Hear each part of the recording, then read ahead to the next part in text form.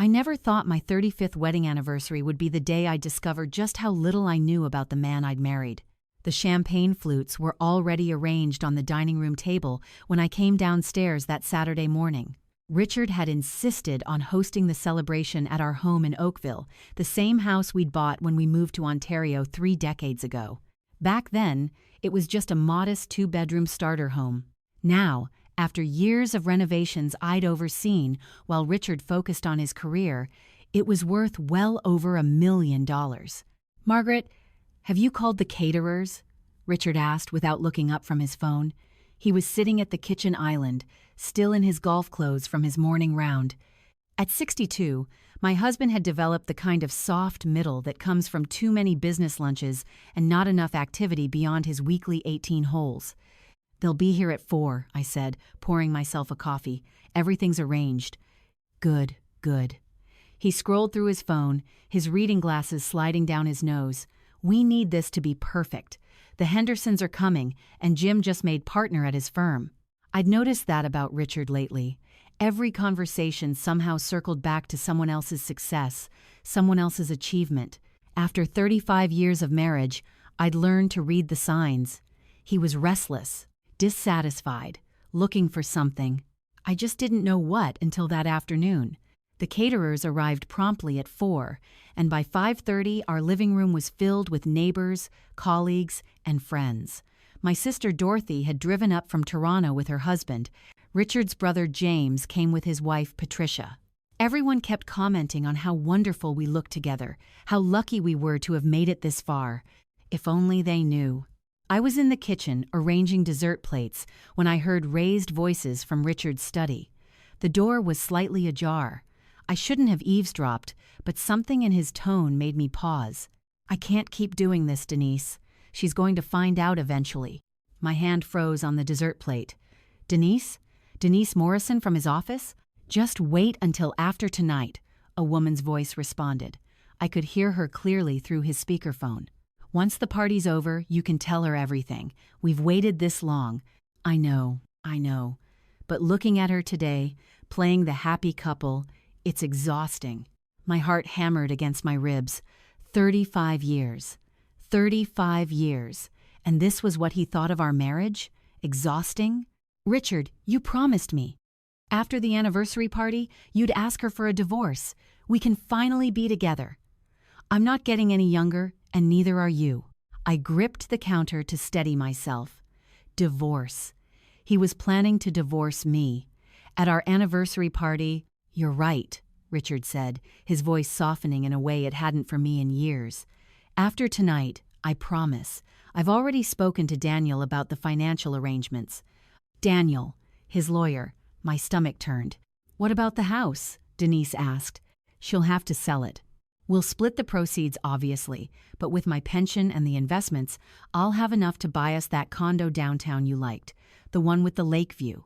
Our house. The house I'd turned into a home. The house where I'd raised our daughter Bethany.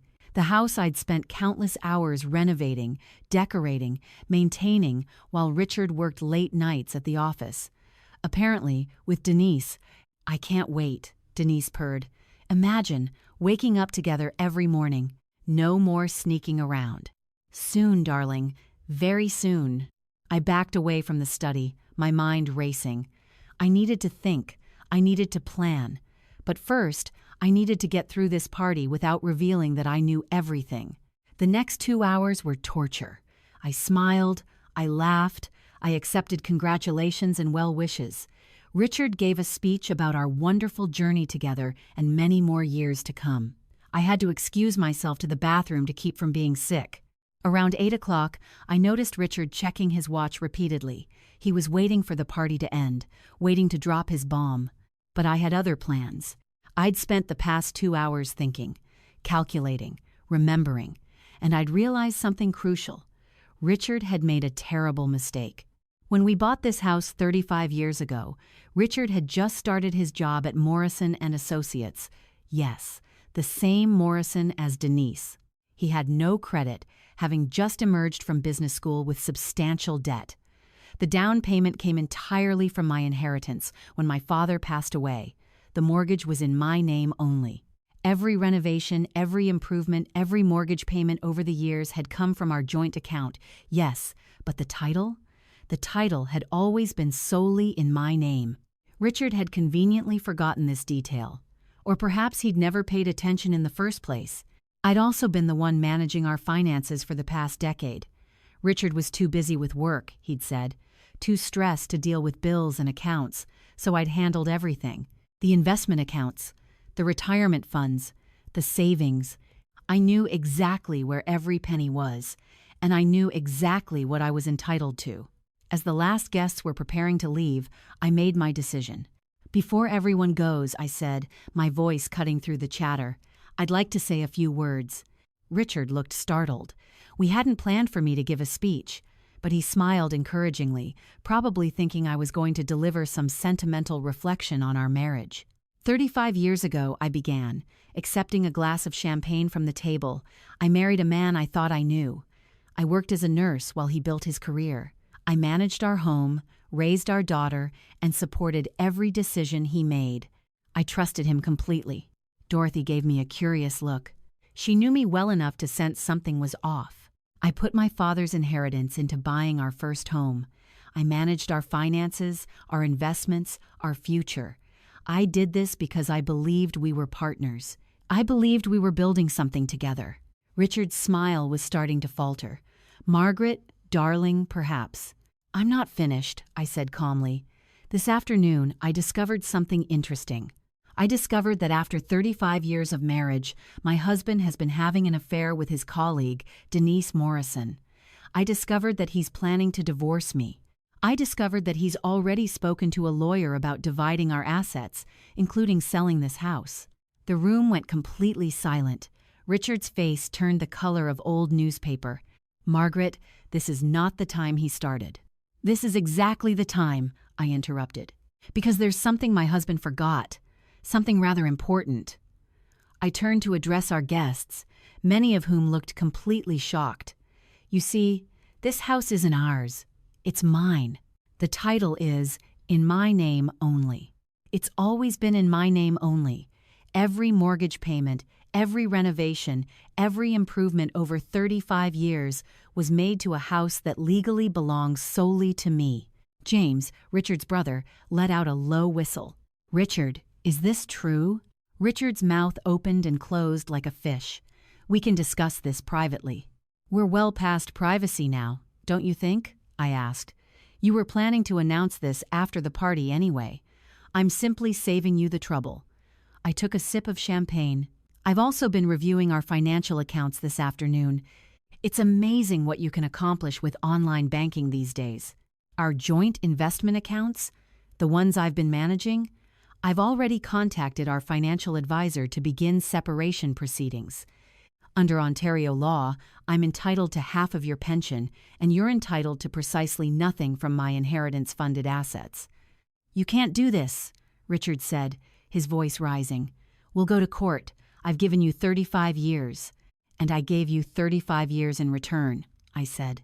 "The difference is, I was faithful. I was honest. I was present. I set down my champagne glass. I've already contacted a lawyer of my own, a very good one. She's reviewed our financial situation and confirmed what I suspected. You're entitled to half of our joint marital assets, Richard. But this house, my inheritance accounts, the investments I made before our marriage, those remain mine." Patricia, James's wife, actually started clapping slowly. "Good for you, Margaret. As for dividing our joint assets," I continued, "I'm more than willing to be fair. But fair means you get exactly what you contributed, not what you assumed you'd take." I looked directly at Richard. "You wanted your freedom? You've got it. You can move in with Denise right now if you like. I'm sure she'll be thrilled to support you while we sort out the legal details." "Margaret, please, can we talk about this rationally?" Richard's voice had taken on a pleading tone I'd never heard before. "I've been nothing but rational," I said. "I've spent the last 2 hours being extremely rational while you smiled and gave speeches about our wonderful marriage. I've been rational while you planned my future without consulting me. I think I've been rational enough for both of us." Dorothy came to stand beside me, putting her arm around my shoulders. "I think it's time for everyone to leave," she announced. "Except you, Richard. You should start packing." The guests filed out quickly, some offering me sympathetic looks, others staring at Richard with barely concealed disgust. The Hendersons left without saying goodbye to anyone.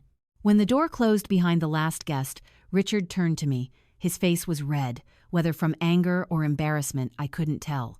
"You've humiliated me," he said. "I've humiliated you?" I laughed, but there was no humor in it. "You were planning to divorce me at our anniversary party, Richard. You've been having an affair with a woman from your office? You were going to force me to sell my home, the home I bought with my father's money, and somehow I've humiliated you?" "We can work this out," he said. "We don't need to involve lawyers. We can be civilized about this." "We're well past civilization," I said. "You made sure of that when you decided to betray me with Denise Morrison. How long has it been going on, Richard? A year? 2? 5? He didn't answer, which told me everything I needed to know. "It doesn't matter," I said. "What matters is that you leave. Tonight, Dorothy and her husband will make sure you pack only what belongs to you. Everything else we'll sort out through our lawyers." "Margaret, please." "Don't." I held up my hand. "Don't say my name like that. Don't pretend you care now. You should have cared 2 years ago, or 5 years ago, or whenever this started. You should have cared enough to be honest with me. You should have cared enough to end our marriage with dignity instead of planning an ambush." He stood there, looking older than his 62 years, his shoulders slumped in defeat. "I never meant to hurt you, but you did," I said simply. "You hurt me terribly. But you know what? You also did me a favor. You showed me that I'm stronger than I thought, that I can stand on my own, that I don't need someone who sees our marriage as exhausting." His eyes widened. He'd forgotten about the phone call I'd overheard. "Get out, Richard. Call Denise. I'm sure she'll be happy to take you in. After all, she's been waiting for this moment." Dorothy and James helped him pack 2 suitcases of clothes. I watched from the bedroom doorway as he gathered his toiletries, his suits, his golf equipment. 35 years of marriage reduced to 2 suitcases and a set of clubs. When he was ready to leave, he paused at the front door. "I hope someday you can forgive me." "I hope someday I can too," I said. "But today is not that day. Goodbye, Richard." The door closed behind him, and I sank onto the couch, the adrenaline finally wearing off. Dorothy sat beside me, holding my hand. "Are you okay?" she asked. "I don't know," I admitted. "Ask me tomorrow." That night, I couldn't sleep. I kept replaying the evening in my mind, wondering if I'd done the right thing, wondering if I should have handled it differently, wondering what came next. But when morning came, I felt something unexpected: relief. I didn't have to pretend anymore. I didn't have to smile through another dinner where Richard checked his phone constantly. I didn't have to wonder why he worked late so often. I didn't have to question why he'd become so distant, so critical, so absent even when he was present. The next few weeks were a blur of legal consultations and paperwork. My lawyer, Caroline Chen, was exactly what I needed: sharp, thorough, and utterly unsympathetic to Richard's attempts to claim more than he deserved. "Your husband's lawyer is arguing that he contributed to the house through general matrimonial support," Caroline explained during one of our meetings. "But given that the title has always been in your name and the down payment came from your inheritance, his claim is weak. At best, he might be entitled to compensation for improvements made during the marriage, but even that's questionable, given that most renovations were funded through your joint account, to which you contributed equally from your nursing salary." "What about his pension?" I asked. "You're entitled to half of what accumulated during your marriage. Given that he worked for Morrison and Associates for 35 years, that's substantial. Combined with your own nursing pension, you'll be quite comfortable." Comfortable, such a bland word for the financial security I'd worked my entire life to achieve. Richard, it turned out, was not as prepared for divorce as he'd thought.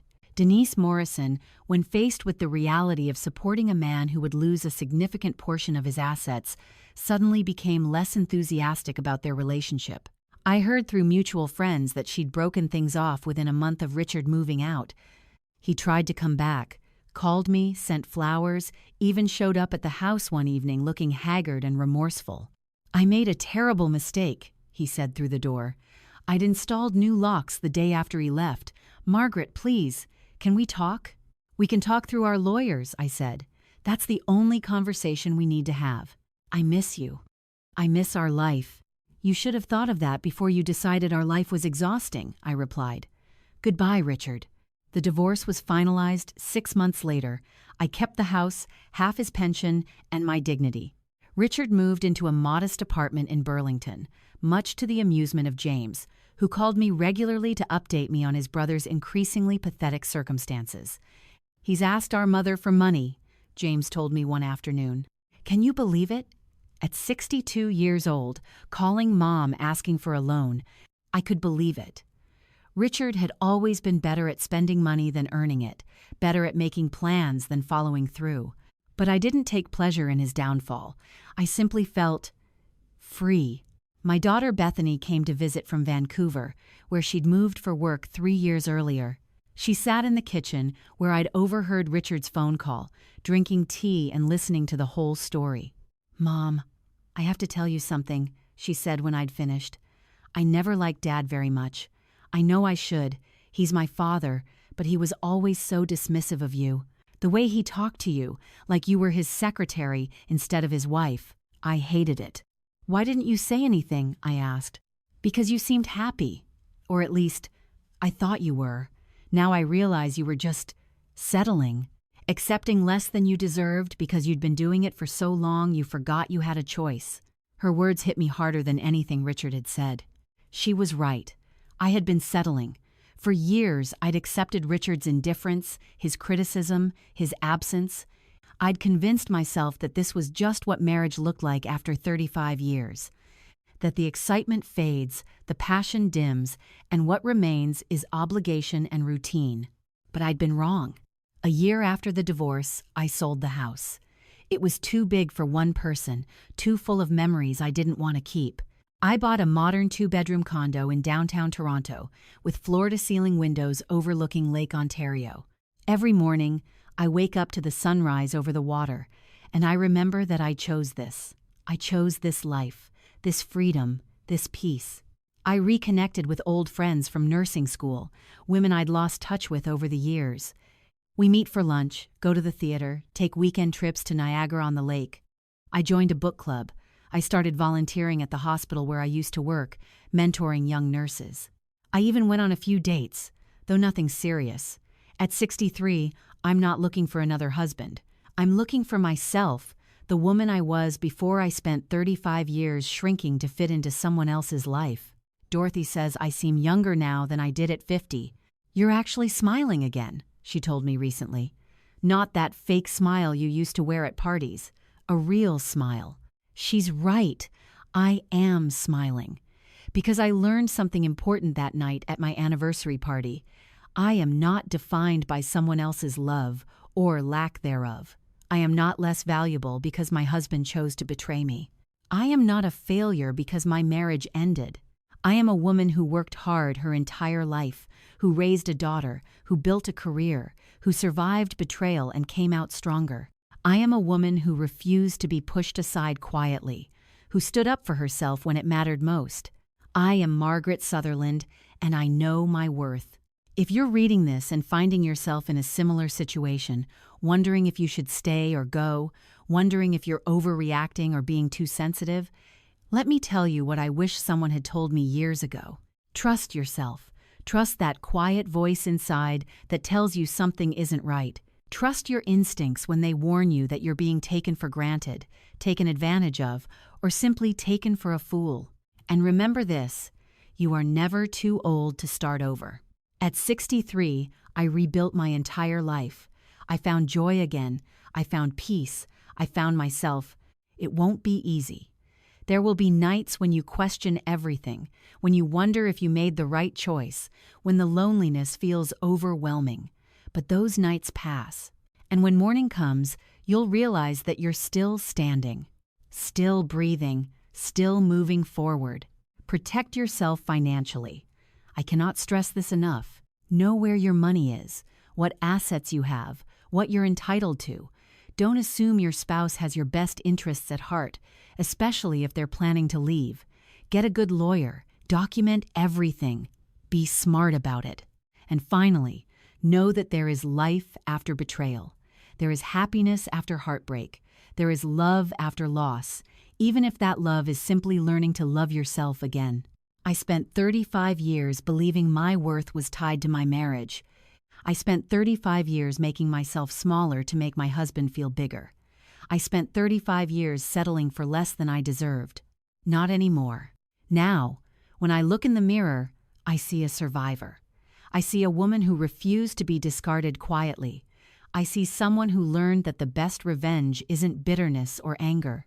The best revenge is building a life so full of joy and purpose that you forget to think about the person who tried to tear you down. Richard calls occasionally, usually when he's had too much to drink. I don't answer. There's nothing left to say. Whatever we had died long before our anniversary party. I just didn't know it yet, but now I do. And I'm grateful. Grateful for the strength I didn't know I had. Grateful for the daughter who supports me unconditionally. Grateful for the sister who stood by me when I needed her most. Grateful for the friends who reminded me who I was before I lost myself in someone else's shadow. And yes, in a strange way, I'm even grateful to Richard because his betrayal forced me to wake up, to stop settling, to start living. So here I am at 63, starting over. And you know what? It's the best thing I've ever done.